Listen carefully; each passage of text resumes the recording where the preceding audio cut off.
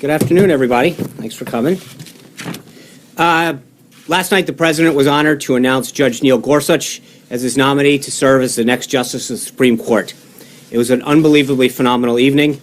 Immediately after being announced, Judge Gorsuch was honored to meet with Maureen and Father Scalia.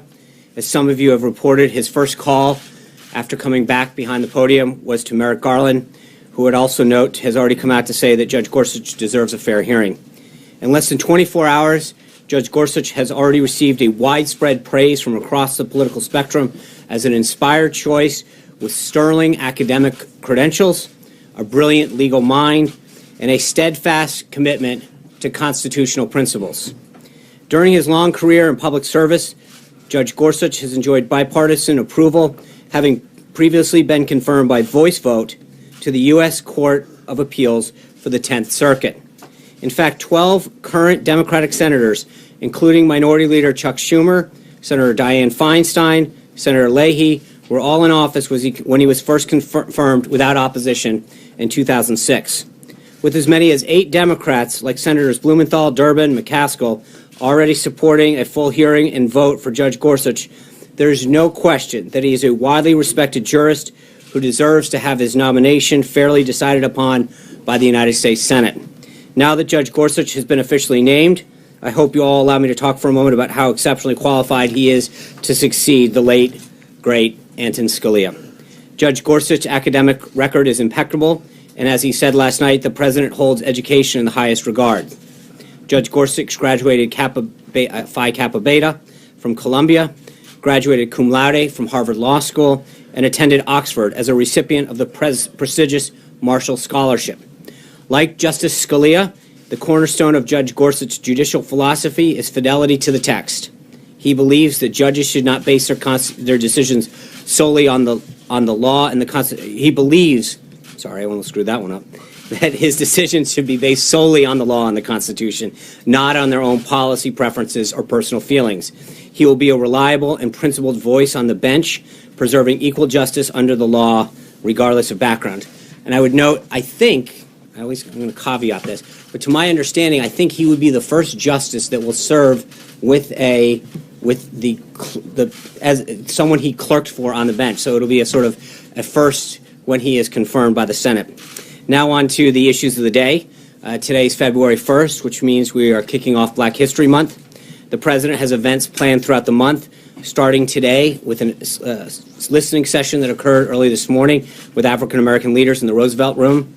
The meeting also included some of the administration's African American appointees. Later today, the President will issue a proclamation. The U.S. Postal Service kicked off the month by issuing the Dorothy Height Forever Stamp, the 40th stamp in their Black Heritage Series. Dr. Height led the National Council of Negro Women for 4 decades and was awarded the Presidential Medal of Freedom by President Bill Clinton in 1994 and the Congressional Medal of Freedom by President George W. Bush in 1994 and 2004.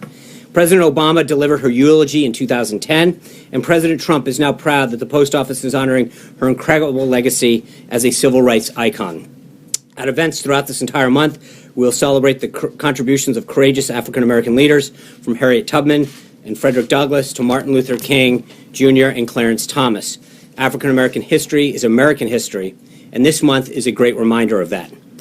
Continuing with today's schedule, the Vice President went to the Hill with Judge Gorsuch to meet with lawmakers for the first time since being named last night.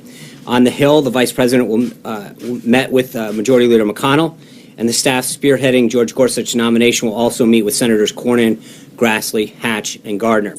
With Judge Gorsuch on Capitol Hill, I think it's a good time to talk about the confirmation process.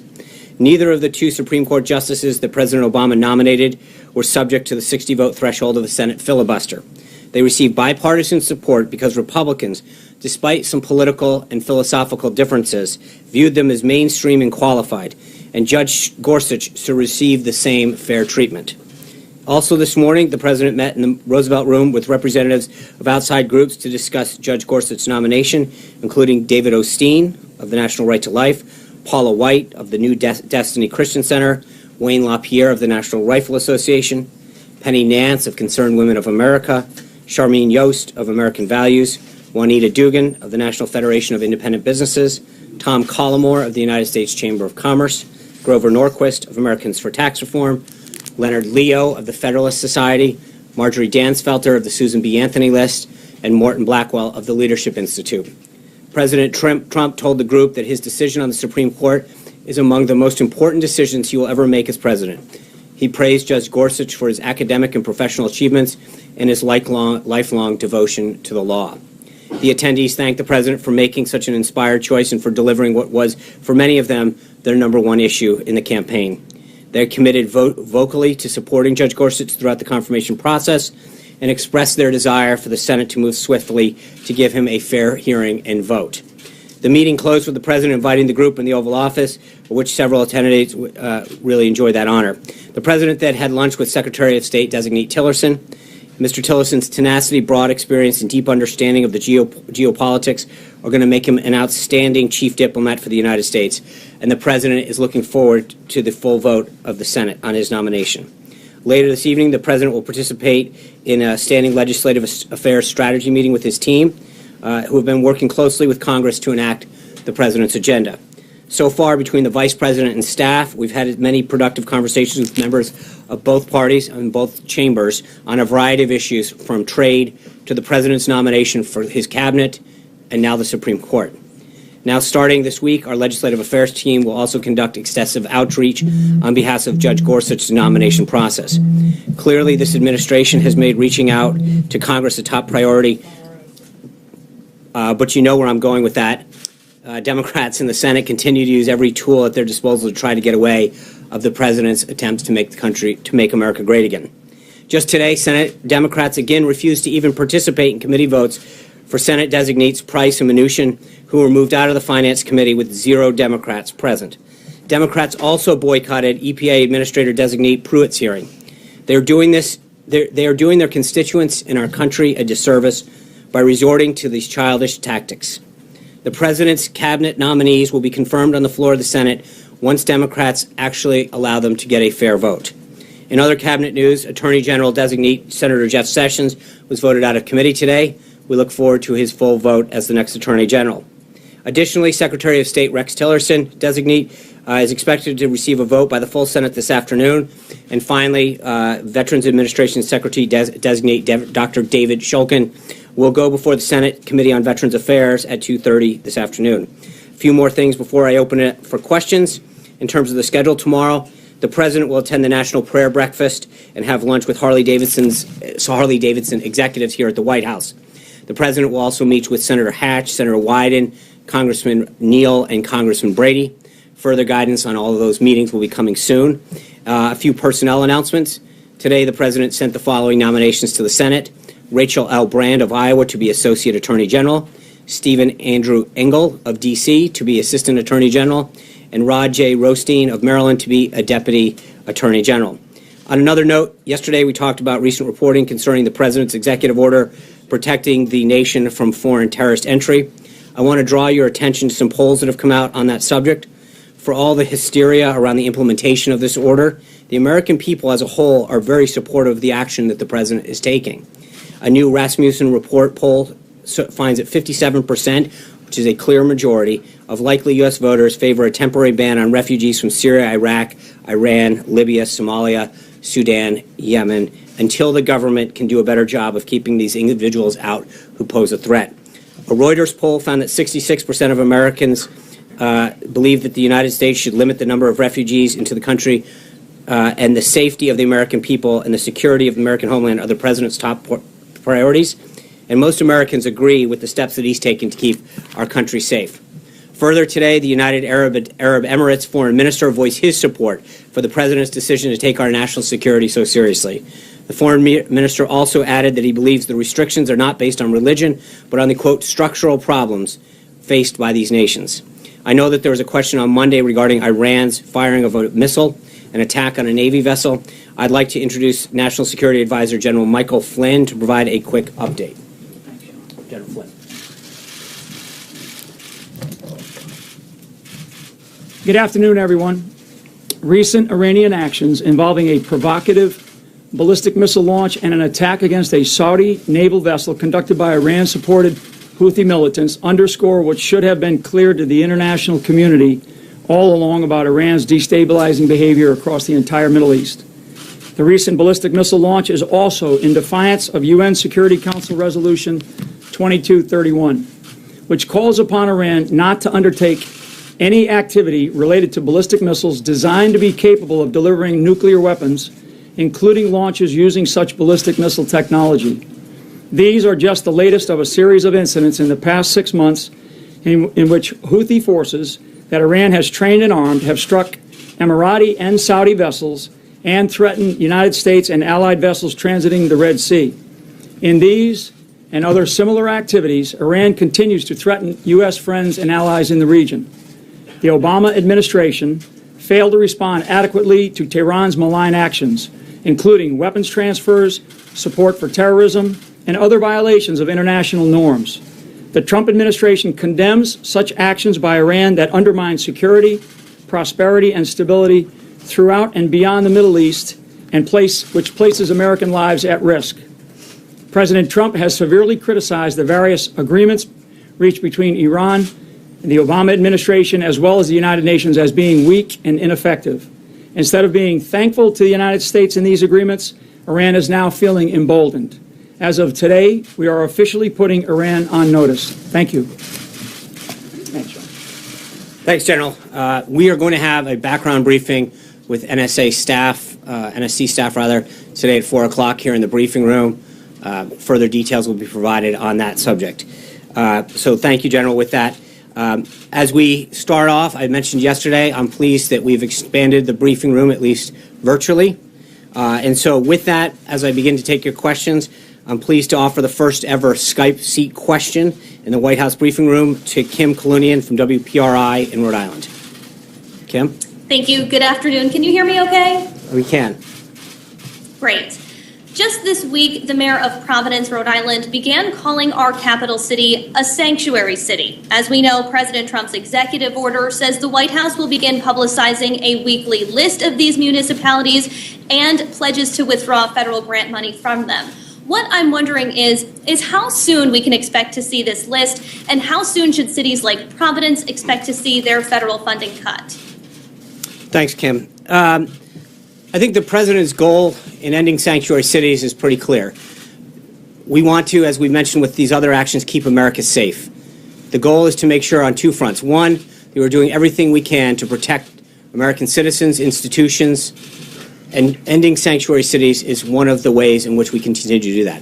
Furthermore, the president's been very clear through his executive order that federal funds paid for by hardworking taxpayers should not be used to help fund sanctuary cities. As we continue to implement this executive order and fulfill the pledge that he made, we'll have further updates on how that list will come out and when it will come out. So I look forward to following up on that as well. With that, David Jackson. David is not here, but I'll ask a question. Go for it. Maybe he's on Skype. The president's daily briefing has been renamed the Daily Intelligence Briefing. Can you tell me how that differs at all from the PBB? Is the president receiving his intelligence briefing in writing or orally, and who is giving it? He did receive an intelligence briefing today. Director Pompeo was here. General Flynn, his national security advisor, his briefer. He receives an intelligence briefing and the PBD every day. Is there any sense that we should get out of the renaming of it from the PBD? I think it is a more comprehensive. Again, I think we went through this during the transition period, right? There is a difference between the raw intelligence and the analysis, and I think he is constantly updated by his national security team and other intelligence officials. But every single day he does receive the PBD, and then I think on top of that he is receiving intelligence briefings from his team. But the oral briefing does not necessarily happen every day? I can get back to you on that. He does get the PBD every day, and on a daily basis meets with his intelligence team. Yes, Hunter. Two quick questions on We're not going to do this again. On Black History Month. Yeah. Is President Obama being invited to any of the Black History Month celebrations? Not that I'm aware of. It's day one. We just started it off. We'll have to get back to you on further details. I think a second one, if I may. I think we have there's a lot of activities, as I mentioned, that the president is going to do to celebrate and honor this month. And this was just the first day of the month of February. Today he made the comment about Frederick Douglass being recognized more and more. Do you have any idea what specifically he was referring to? Well, I think there's contributions. I think he wants to highlight the contributions that he has made. And I think through a lot of the actions and statements that he's going to make, I think the contributions of Frederick Douglass will become more and more. Kristen. Yeah. Very quickly, can you clarify what was meant by we're putting Iran on notice? Well, as I mentioned, I think General Flynn and the NSC staff will have a briefing at 4 o'clock. They can go forward on that. I'm not going to get ahead. I think we wanted to make very clear that we felt as though that their actions were both provocative and a violation, and making sure that they understood that we weren't going to sit by and not act on those actions. Building the case to I'm not going to go any further than that, Kristen. Let me just ask you about the confirmation hearings. How does the president plan to get Chuck Schumer on board with his pick for the Supreme Court, Neil Gorsuch, when he has referred to him as a clown and accused him of fake tears? Well, I think there's two things. I think we're going to, you look at the support that's already come out. I think there's 8 senators already that have talked about the need to have a vote and his qualifications, and not just the Senate, but I mean, you look at the widespread support that came out for Judge Gorsuch last night across the spectrum.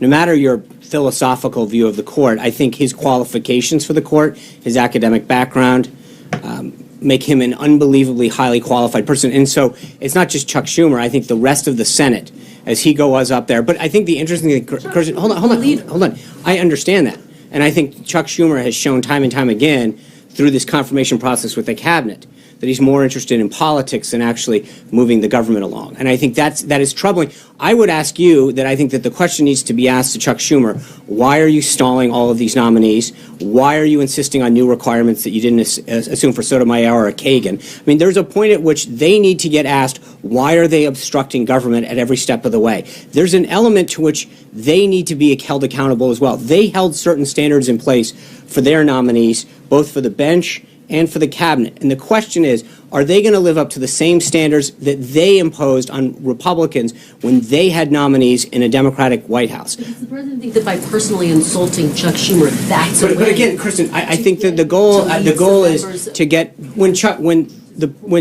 but again, I would go back. Chuck Schumer's not innocent in this. There's a lot of comments that he's made, and a lot of accusations that he's thrown out there, and a lot of politics that he's played. At some point, Chuck Schumer needs to be held accountable for his actions and his words. Blake. John, the president today invoked the possibility on the Supreme Court, John, of possibility of going the route of the nuclear option. If it gets to that point, is the White House comfortable with that path? Well, I think the president made clear his goal today, which is, number one, he believes that Judge Gorsuch is unbelievably qualified and that he will get nominated, not only confirmed, but done so with a large bipartisan vote. As I said at the outset, Republicans looked at the qualifications of the 2 justices that got through in the Obama administration, and while they may not have agreed with their judicial philosophy, definitely agreed that they were qualified on the merits to be confirmed, and they did so. I think we would ask that we be held to the same standard that the Democrats used when they had nominees up. But I think the president made very clear that the decision is something that we would rather not have to go down, but also that it ultimately up to Senator McConnell on how he wants to operate this thing. John Gizzi. Thank you, Sean. Just one question today. Yeah. Leading up to Judge Gorsuch's announcement last night and him coming out after, there were still rumors that Judge Hardiman was going to be nominated, and he in fact drove to Washington. No, actually, John, he didn't. That was media, that was misreporting. My understanding is that Judge Hardiman never left the Commonwealth of Pennsylvania. So, with all due respect, I can't be held accountable for reports that falsely stated that he was here. He never was at the White House. My understanding is he had a meeting in eastern Pennsylvania with another judge.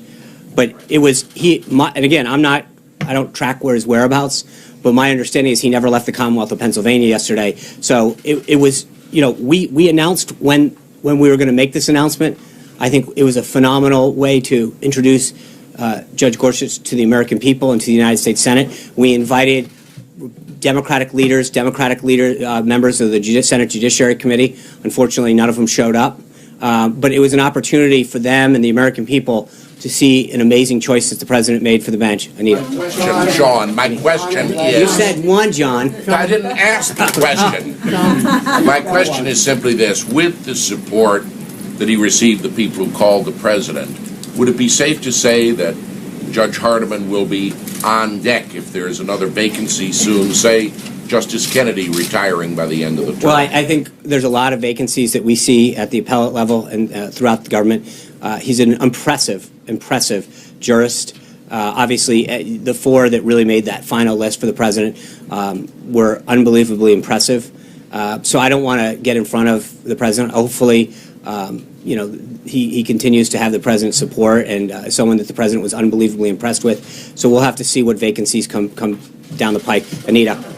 I know you love when we say we have two questions. I do have two quick questions about something you mentioned at the top. Sure. First, you mentioned the three folks that are being nominated to the Department of Justice. Right. Why are they being nominated now before Senator Sessions is there? Is it because there's a lack of people? Was he consulted? Or is it just because of the whole issue this week with the acting attorney general? Oh, it's just, it's the normal process of getting those. I've mentioned it at a few briefings that the deputies, the unders, and the actings are in the pipeline.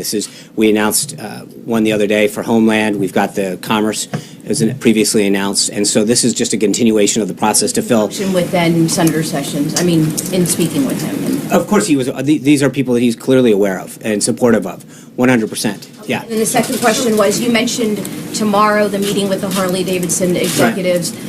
There's reporting that he was supposed to go to Milwaukee tomorrow, or he was supposed to. That was canceled because of the company. Can you talk about that? I just think, look, that it was easier for the executives to come here, considering the week and all of the activity that's been going on, and we figured the easiest thing to do is, again, no decision had been made about or announced as to what we were doing. We looked at different options, and ultimately the easiest thing to do in accordance with the president's schedule was to invite them here to Washington to talk about some of the stuff that we've been doing.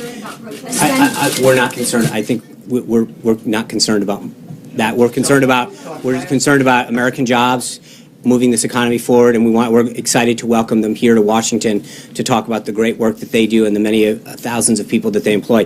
With that, let me go to we're gonna be here a while, guys. We're going to the second Skype seat. Natalie Herbeck from Fox 8 in Cleveland, Ohio. Natalie.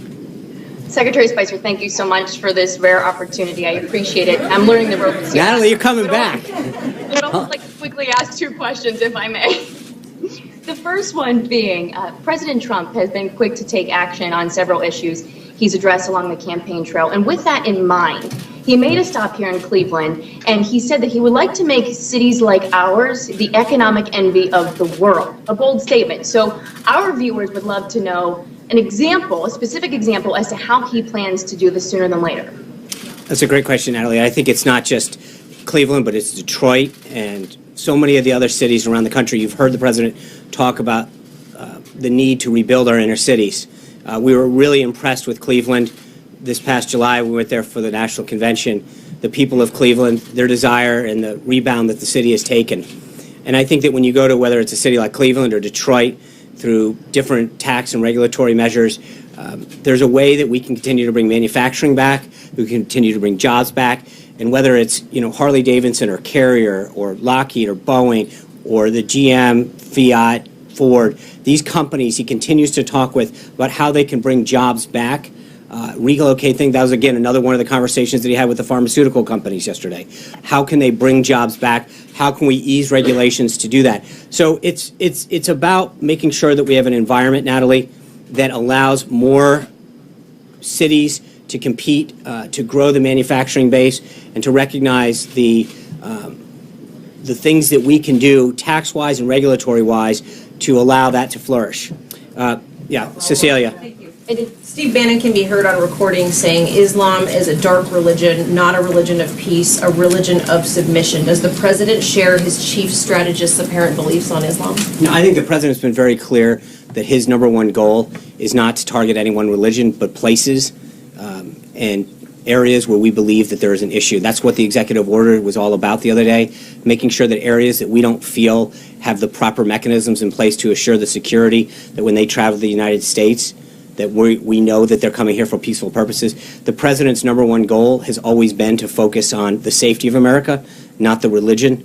He understands that it's not a religious problem, it's a radicalization problem, that there's a big difference between Islam, the religion, and radical Islamic terrorists that come here to seek to do us harm. But nothing about this comment that the president wants to distance himself from or even elaborate on? I just think I made it clear that there's a difference between the president's view. Yeah. Thanks. There have been multiple reports of people landing Saturday in the U.S. with valid visas who were denied entry and placed on flights back out of the country.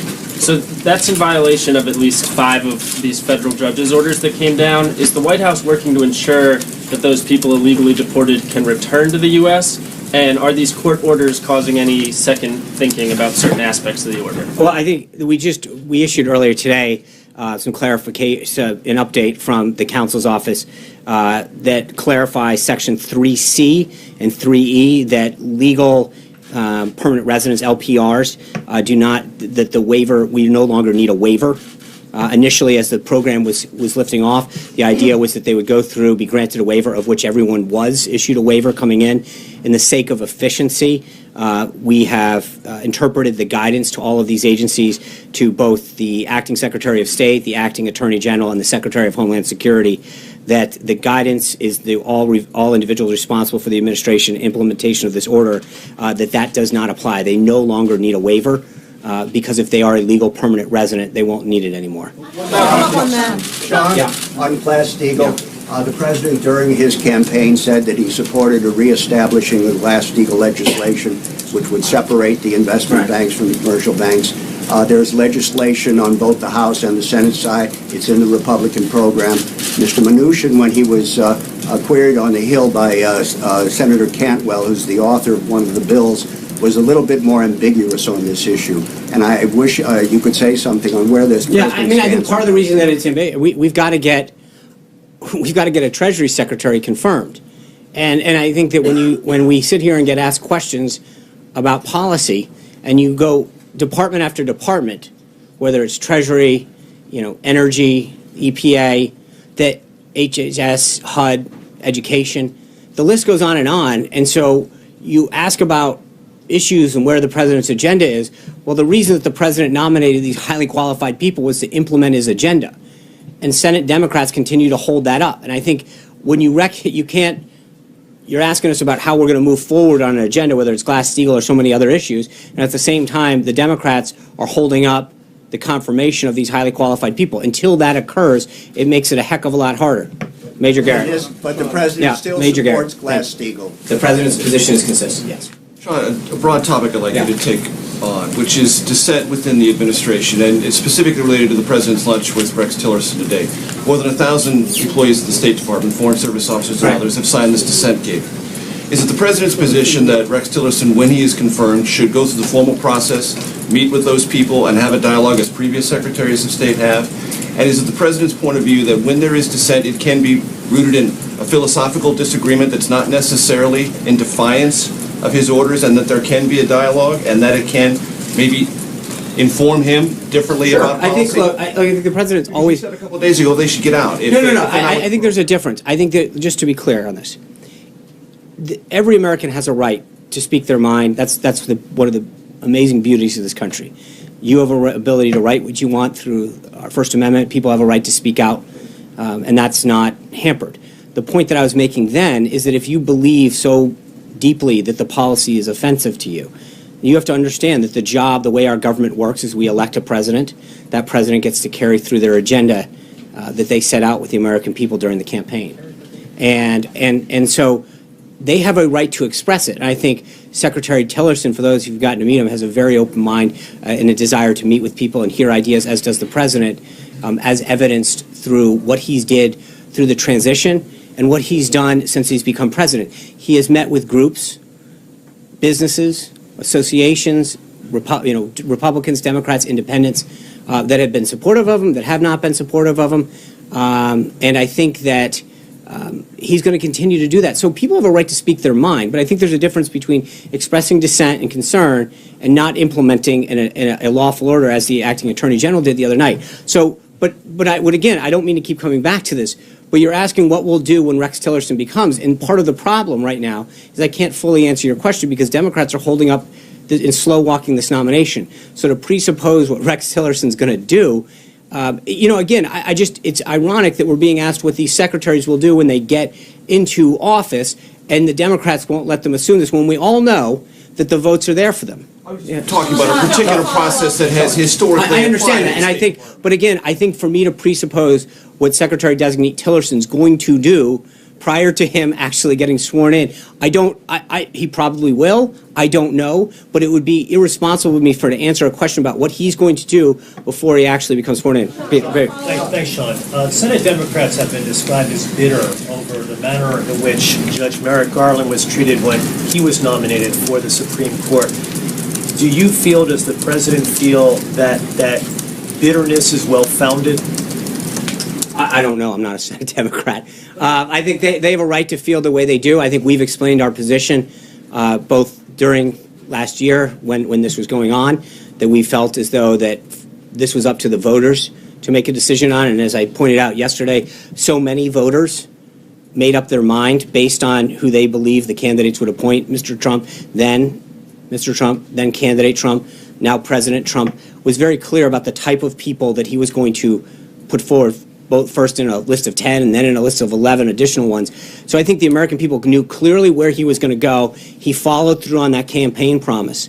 And I think that when you look at the number of people who solely base their vote on that, never mind it was more, then you expand that, it was pretty clear that was an important factor in the election. So I understand it, but I also think we had an election. It was a major issue in that election. And I think that even when you look across the spectrum, Republican, Democrat, liberal, conservative, Judge Gorsuch has an unbelievable record and is being praised for that record because of that. I want to ask about Friday, and there's been some reporting that there will be a meeting with President Trump and JP Morgan CEO and others. Can you tell us a little bit more about who else will be there and where things are at on financial reform? What message does the president have for bankers specifically on financial reform? I think I'll have more, Obamacare and tax reform, but it seems like financial reform has sort of fallen by the wayside. Well, I wouldn't agree with that. I think that when you look at regulatory reform and tax reform and all of the steps that he's been taking to help the economy grow and to create jobs, that's right in that wheelhouse. I hope to have further updates on the schedule for you tomorrow, but I don't know. Tomorrow. Thank you, Sean. I have a question about foreign policy, but I wanted to follow up. You said that LPRs no longer need a waiver, but you didn't answer the question about what about the people who were put on planes, people who were LPRs but were put on planes back to where they came from. What happens to them? Well, again, I think then they go through the process. It depends if they are an LPR. If not, then they go through the application process. So if they are an LPR, a legal permanent resident, then they are waived. They can come right through. So they just come back again. That's right. Okay. But I don't know how many cases that applies to. I know that if they're not a legal permanent resident, then they have to go back, and that's part of this vetting process. There's a big difference. My question is about the fighting in Ukraine. Okay. And Russia and Russia-backed rebels are moving the lines forward. And I'm wondering if the president feels that Russia is testing him because this is coming so early in his administration before he's had a chance to fully assemble his team, and what he plans to do. The president's been kept aware of through his National Security Council and his National Security team as a whole what's been going on in the Ukraine, and we'll have further updates as we go on. Yeah. During the campaign last January, Donald Trump promised that on his first day in office he would get rid of gun-free zones in schools and on military bases. When can we expect action on that? And if so, can you share details of what we should expect? Yeah, I think you've seen that the president has been very active in terms of getting executive orders out and following up on the campaign pledges that he made to the American people last night being another example of that. We're going to continue to move through this process, and I think we'll have further updates on where we are with respect to the rest of the EO process. With that, I want to go to my third Skype seat, Lars Larson of The Lars Larson Show. Commander Spicer, it's a pleasure. Thanks for your service to America and thanks for the opportunity. I've got a broad question. The federal government is the biggest landlord in America. It owns 2/3 of 1 billion acres of America. I don't think the founders ever envisioned it that way. Does President Trump want to start returning the people's land to the people? And in the meantime, for a second question, since that's in fashion these days, can he tell the Forest Service to start logging our forests aggressively again to provide jobs for Americans, wealth for the Treasury, and not spend $3.5 billion a year fighting forest fires? Thanks, Lars. I think the president's been very clear that as part of an overall comprehensive energy solution, that we've got to utilize the resources that we have that the federal government owns, whether that's the forests or natural resources or minerals that exist above and below the ground, that we have too infrequently looked at our own resources and counted too much on foreign sources of energy. So, you know, we're going to continue as Congressman Zinke goes through the process to head up the Interior Department, and Governor Perry goes through his appointment, his confirmation process, to get those individuals through, but then working together and in areas where they have overlap and also in areas where they will act individually, to realize, to look at those natural resources that we have, figure out how to best utilize them to benefit not just our energy, but also economic growth opportunities with that. Daniel Happer. About executive orders. You haven't really explained why the president's using executive orders in the manner that he's doing so. Why not take this extreme vetting to Congress and have a congressional bill, and why not? I mean, what is the philosophy behind? Well, I don't think it's a binary choice, Daniel. I don't think it's only do this. I think he has talked about, especially in the area of immigration, he's been very, very clear that this is a huge priority for him. And I think that he is going to continue to look at this from a holistic aspect. In other words, visas, visa reform, the wall, our southern border, our northern border, all of these things that, you know, vetting. There is a very, very comprehensive, and those things in which he can do through executive order and action, he will. Those things that he can do through working with Congress legislatively, he's going to continue to do as well. Tulip from Bloomberg. Yep. The president's top trade advisor, Peter Navarro, told the Financial Times yesterday that he believes that the euro is grossly undervalued and Germany is benefiting from that, and that's why we have a huge trade deficit with Germany and with Europe. Does the president agree with that, that the euro is undervalued, and if so, does he plan to do anything? I think when it comes to currency valuation, I'm not going to get out yet. I think we've got a Secretary of Treasury that's in the confirmation process, and once that happens, I think then Secretary Mnuchin will be able to address that as well. Yeah, Sean, Dan Housley, 7 News Boston. I'd like to ask you about Kelly Ayotte's role shepherding. I was hoping you'd ask about the Patriots. Well, I would like to ask you about. You get a second if you do. Okay, I'll get a second on that. But can you talk about Kelly Ayotte's role shepherding Justice Gorsuch around the Capitol Hill? Sure. Look, Senator Ayotte is someone who is respected on both sides of the aisle. She has a lot of great relationships. She's a former attorney general.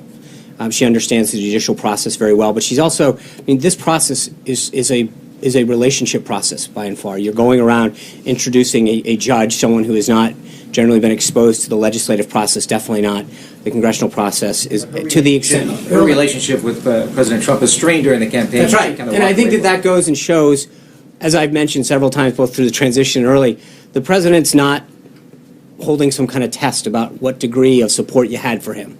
He wants the best and brightest to continue to serve this country in whatever capacity they can. I think Senator Ayotte very, very helpfully offered up her services.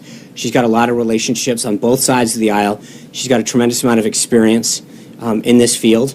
And I think the president thought she was extremely qualified to do this, to help shepherd this unbelievably qualified justice through this process. And so she, as well as the team that we've gathered of individuals on staff here, are going to help get Judge Gorsuch through the nomination process. And I would say, just as a side note, that if you look at the amazing job that has been done by the team during the transition and now to get these amazing individuals through the process, despite all of the hype that continues to go about this individual is going to face this problem or which is the one person, each of them have really sailed through this process. And, you know, story after story says Democrats tried to take them out and couldn't land a glove. They're unbelievably qualified. They're unbelievably prepared. And I think that the same process that we followed with this is going to be followed with Judge Gorsuch, and I think we're going to have a very speedy. Offer that Super Bowl follow-up as an unbiased Rhode Island native. Can you offer your Super Bowl pick? And President Trump has also shown quite an affinity for Tom Brady, Bob Kraft. I will. I think you know where I come down on that one. Thanks, Sean. Senators Murkowski and Collins both say they're going to go vote no on Betsy DeVos's nomination. That leaves 0 votes to spare, and Vice President Pence would have to cast a tie-breaking vote. Yep. So my questions are, how confident are you that you have all of the other Republican senators locked down, and what's the level of concern in the White House that her nomination is going to fail? 0. I am 100% confident she will be the next Secretary of Education. She is an unbelievably qualified educator, an advocate for students, teachers, parents. It would be, I think that the games that are being played with Betsy DeVos are sad. She is someone who has been a tireless advocate over the last couple decades to really support reforms that benefit children. And they are going to be the real winners with her as Secretary of Education. Sarah Murray. In terms of the two Republican senators who are voting no on Betsy DeVos and the outcry we saw from Republicans on the Hill earlier this week, about how you guys dealt with the travel ban. First, is there more that the Trump administration and Trump himself should be doing to ensure that his party is on the same page with his priorities? And secondly, on the Yemen raid, can you give us more of an understanding of, was there a discussion about the risks involved in this? Was it a straightforward decision? And do you guys still view it to be a success in spite of the data maybe sealed? So first, I would just note, Sarah, that I've heard story after story in the last 40 days about how, whether, going back to the last question about these nominees and not getting through, Rex Tillerson was going to go down and so was going to, and every one of them, after they got to meet with senators of both sides of the party, have shown why the president chose them, because they were unbelievably qualified, unbelievably ready to lead and enact an agenda of change in the area of responsibility that they're taking over. And I think the same is going to be true for everyone else who's remaining. Two members of your own party disagree. So, the vote hasn't taken place. I think we've had some concerns in the past, and I think when these nominees have met with them and shared with them their thoughts throughout the process, and again, you can go back story after story, and again, each one of these folks who I've heard isn't going to make it is going to go over the finish line each time. And I think that, we hear it over and over again, and yet we succeed every time, and yet another roadblock is put up. Well, this person won't succeed. And yet, you look at each one of these people going through the process, and it's worked beautifully every time. And I think we're going to continue that path. With respect to Yemen, I think it's hard to ever say something was successful when you lose a life. But you've got to understand that Chief Owens, he went back, deployed 12 times because he loved this country and he believed in the mission. And knowing that we killed an estimated 14 AQAP members and that we gathered an unbelievable amount of intelligence that will prevent the potential deaths or attacks on American soil is something that I think most service members understand, that that's why they join the service. And so you never want to call something a success 100% when someone's hurt or killed, and that was the case here. But I think that when you recognize that an individual like this loved this country so much and deployed over and over again because he knew that the mission that he was conducting was so important to our protection, our freedom, our safety. And I know that when the president spoke to Karen, his wife, and talked about the 3 children that he left behind, she continued to be impress upon the president, rather, that while it was an unbelievably sad and emotional time for her and her family, that he loved doing this. And so, again, I don't think you ever call anything 100% success, but what he did for this nation and what we got out of that mission, I truly believe, and I know the president believes, is going to save American lives. With that, let me go to the last question on Skype, and then we'll continue. Jeff Job of South Central Kentucky, of the Jeff Job Publishing in South Central Kentucky. Jeff. Thank you for allowing me to be part of today's White House press briefing. Clearly, anyone paying attention will see that President Trump is aggressively acting on his campaign promises. This in itself gives hopes to my state, and particularly the region in which I grew up, Appalachia. We've seen countless politicians make promises at both state and national levels, and not only forget us, but to turn on us. So my question is, how soon or when will the rules restricting coal mining, coal burning, and coal exports be reversed? Thank you. Thanks, Jeff.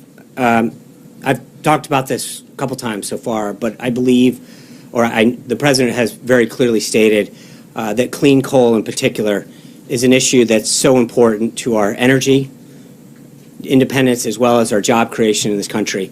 And so whether you're talking about Kentucky or West Virginia or Pennsylvania or so many other places in this country that rely on coal, bringing the production of clean coal back is good for our energy independence, it's good for our economy, it's good for job creation, and it's something that he continues to talk about. And I think once we have Secretary of Energy confirmed, that we can continue to take steps to move forward with. Finn Gomez. Thank you. Where's Finn? Two questions for you. After the primetime announcement last night, it seems like the numbers are pretty good. Do you have a sense that this president will be more aggressive than his predecessors on seeking primetime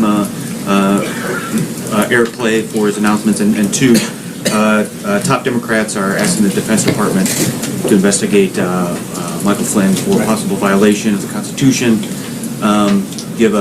Sounds like you saw that story. Did you get a response to that? Yeah, I think on the airtime issue, that's something that we're not particularly suffering from when it comes to attention. And I think the president does a phenomenal job of getting attention and getting his message out.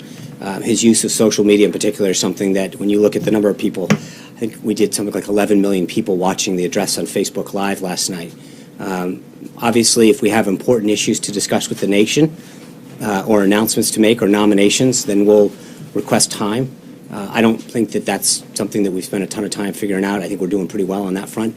And then, I'm sorry, the second question, Mike? The request from Democrats to investigate Flynn for a possible violation of the Emoluments Clause? Yeah, so General Flynn, like I think probably countless, if not hundreds of retired flag officers, joins a speaking bureau and has given speeches at various places. And I think, that is something that is kept in practice. And the Department of Defense is, the appropriate place for them to review it. But as I said, I think that when you look at so many countless retired flag officers, that's something that generally keeps the thing. Zeke. Hey, Sean. General Flynn, the way up here, offered some criticism of the Obama administration's handling of Iran in particular. Is that something we should be expecting to hear more from this administration, whether it be on foreign policy or other issues, criticism of the previous administration going forward? Well, I think in areas where there's going to be a sharp difference, in particular national security, in contrasting the policies that this president is seeking to make the country safer, stronger, more prosperous. He's going to draw those distinctions and contrasts out. But it's in this particular area, I think the president, when it came to the Iran nuclear deal, was very, very adamant in his opposition to the deal and to its implications. And so he's going to continue to make sure that the American people know that some of these deals, things that were left by the previous administration, that he wants to make very clear what his position is and his opposition to them. And the action and the notice that he put Iran on today is something that that is important, because I think the American people voted on change. Again, this is another issue that he was very clear about. So with that, thank you guys. I'll see you tomorrow. Take care. Have a good day. One more, sir.